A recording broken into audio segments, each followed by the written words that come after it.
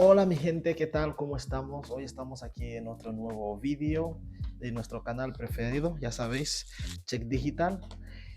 Pues hoy vamos a hablar sobre lo que es el emprendimiento, ¿no? En Guinea Ecuatorial, las dificultades que hay en el mundo del emprendimiento, ¿vale? Voy a intentar ligarlo a lo que es el sector digital, pero en general vamos a hablar de lo que es el emprendimiento. Vamos a ver, voy a intentar hacer un análisis de por qué es tan difícil emprender. ¿Cómo empezó? Bueno, cuáles son las circunstancias que se ha creado dentro del país que han hecho que el emprendimiento se vuelva un sector muy difícil. Bueno, vamos a recordar que durante el boom de petróleo, Guinea Ecuatorial tuvo un boom económico enorme que todo el mundo ya conoce desde 2008, en la que varias empresas grandes, algunas multinacionales o sea, en el mundo, como es Mobil, Chevron, ¿cómo se llamaba? Noble Energy, entre otras constructoras como Somachec, Bui Batiman, entre otras muchas, entraron al país. Pues algunos a explotar petróleo, otros a dedicarse a la construcción, junto con empresas chinas. Esa fue la época dorada de Guinea Ecuatorial. Quien no lo ha disfrutado, lo siento, pero yo sí lo disfruté. Era momentos donde ibas a visitar a un tío tuyo y le decías, tío, ya me voy. Y te daba 20.000 de taxi. Fenomenal. Pues bueno, en ese momento el gobierno, para no perder, entonces, ¿qué lo que hizo? Pues creó, o sea, el sistema de impuestos que impuso en ese momento era que las empresas paguen el 35% de su beneficio, o sea, en concepto de impuestos sobre sociedades, ISS. A esto sumándole, por ejemplo, el IRP, fondo de protección, pagar inceso y todo lo demás. ¿Por qué? Porque en ese momento había un boom de petróleo, entonces las empresas que entraban al país eran extranjeras. Y una manera estratégica en la que el gobierno tenía para que las empresas no vengan a solamente a hacer dinero y llevárselo, era o sea, beneficiarse que el pueblo, porque el gobierno representa al pueblo, se quede por lo menos con un 35% de esos beneficios. Estrategia buenísima, la cual yo apoyo al 100%. Sin embargo, pasado el tiempo, pues como que no sé por qué, pero como que las empresas empezaron a abandonar el país. Algunos, bueno, en algunas partes, en algunos foros donde he leído o hablando con algunas personas dijeron que porque el precio del petróleo bajó, otras personas hablan de tensiones internas que tuvo el país, pero bueno, sea por sea la razón, pues Buick Batiman se fue, Somachek se fue, no sé qué empresa de chino se fue, el otro se fue, o sea, llegó un momento en el que todas las empresas se fueron, incluso aquellos expatriados nuestros de Mali que estaban haciendo obras de carretera también se fueron. Y en ese momento pues no habían empresas, llega un poco el desempleo, pues llega el descontento y todos empezamos a buscar soluciones, tanto el gobierno como la ciudadanía. Esto pasa desde creo que 2014, 15, 16, pero por ahí 2019 es cuando ya se empieza a notar, sobre todo por la crisis del coronavirus. Pues ocurre una gran idea entre gobierno, entidades privadas, población, de lo que es potenciar el sector del emprendimiento. Salen proyectos como Banja Impulsa, del cual yo fui finalista, aunque no gané, pero sí. Otros proyectos de PNUD, donde muchas personas recibían financiación, desde luego yo también recibí dinero de ahí en concepto de, bueno, para una, o sea, la idea era potenciar el sector del emprendimiento, como diciendo, bueno, vamos a potenciar a nuestros propios empresarios para levantar la economía del país.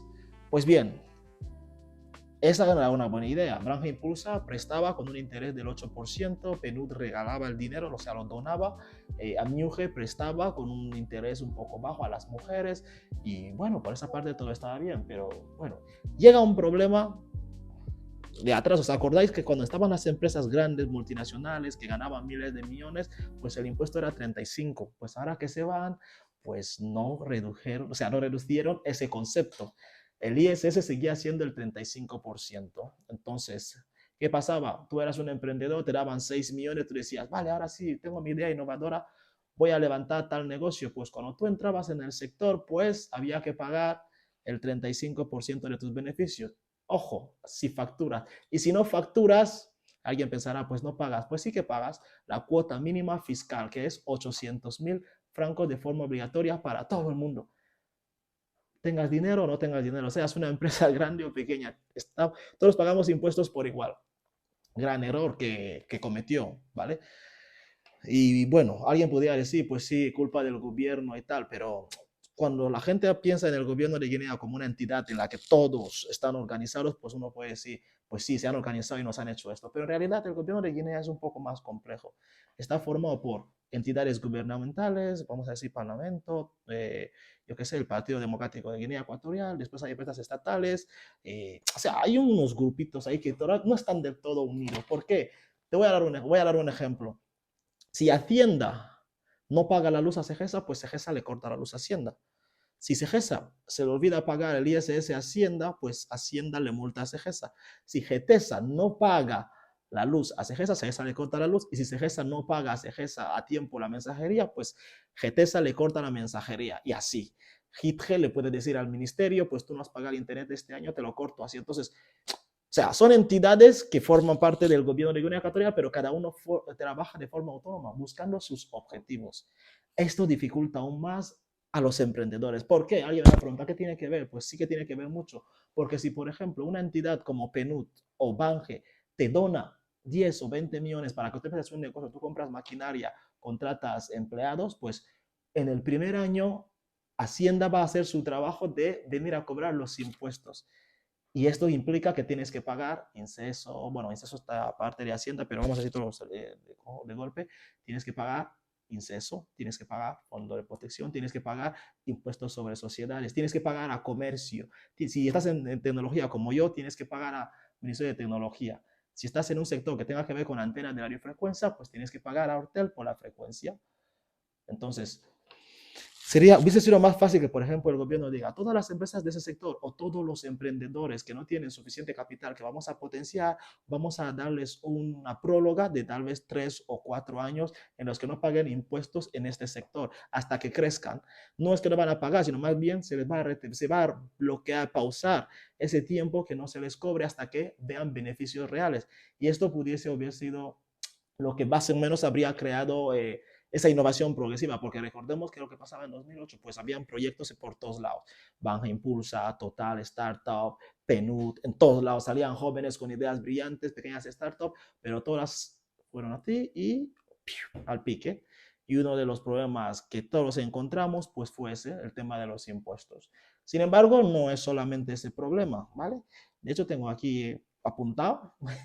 En el primero tenemos impuestos. El segundo que encontramos pues fue el mercado pequeño, porque imagínate, en el caso de los que ganaron en Banja Impulsa, te están prestando, por ejemplo, 25 millones al 8% de interés en 5 años, que estos son por ahí 35 millones, si mal no me equivoco, donde tú tienes que devolver en 5 años. El primer año te han dado prórroga.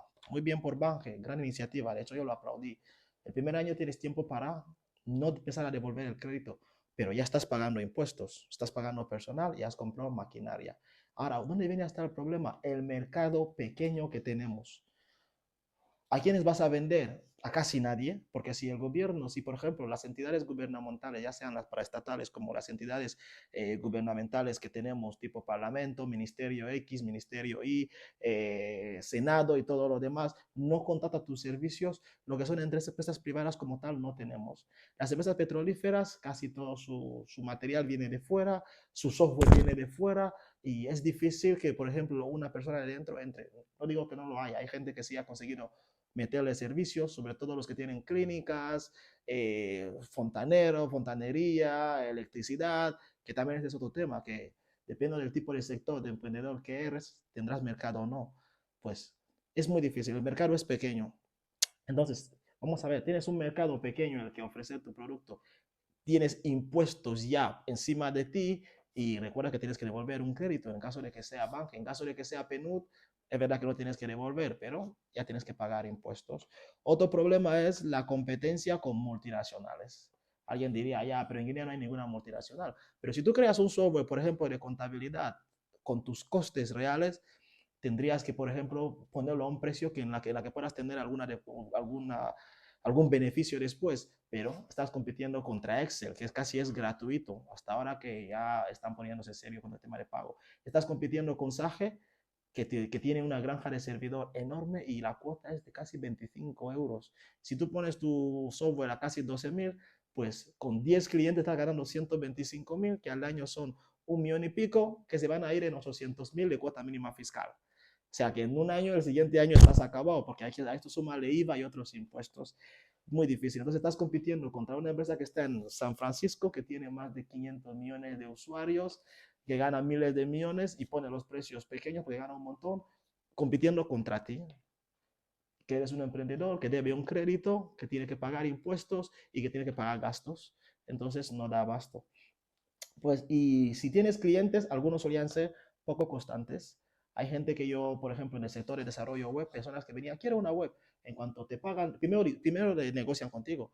De 400.000, no, tengo 200.000, mi hermanito y tal, y todo ese tema que ya sabemos.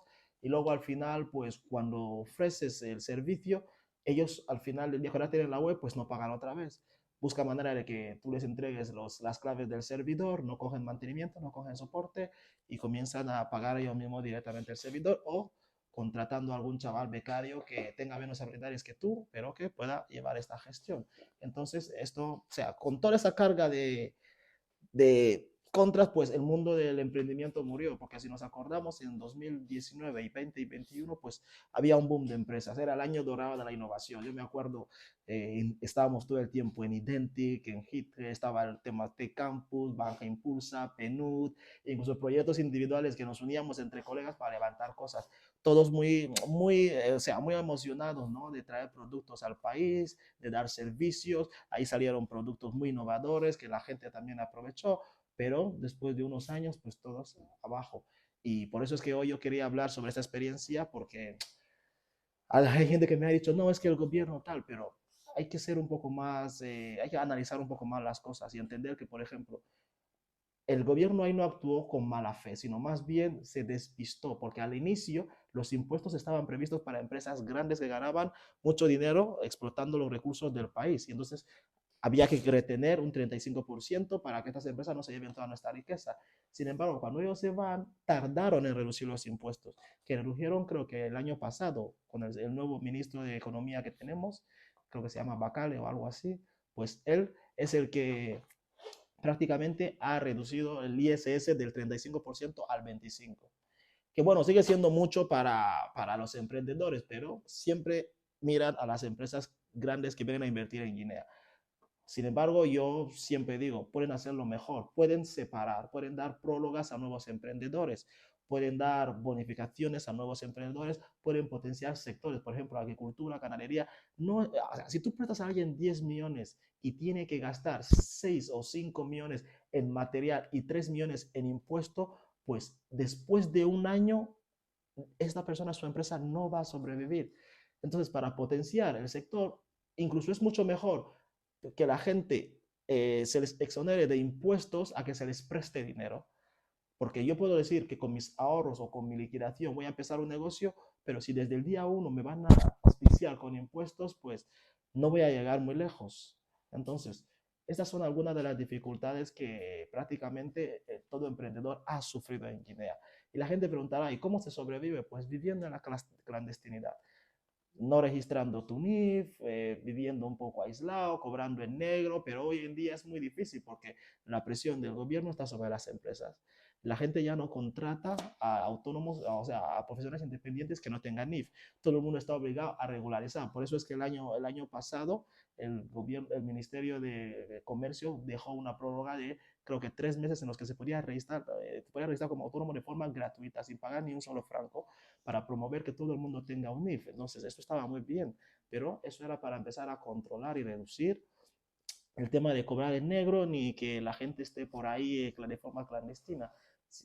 Pero eso sí, los impuestos han bajado. Pero es verdad que el momento boom en que la gente tenía mucha fuerza para emprender, pues sufrió y hoy en día la gente está como desanimada. Es más, la economía está muy mal ahora, pues la gente ha pasado lo que ha pasado, hay desánimo, las ideas brillantes se han muerto y tocará entre gobierno y población ver una manera de solucionar eso entre todos. Bueno, pues sin nada más que añadir, terminamos con este vídeo. Bueno, sé que no trata sobre digitalización, pero creo que a cualquier emprendedor le va a ayudar mucho ver lo que ha sido el panorama del mundo de emprendimiento en nuestro país y tener información un poco más real.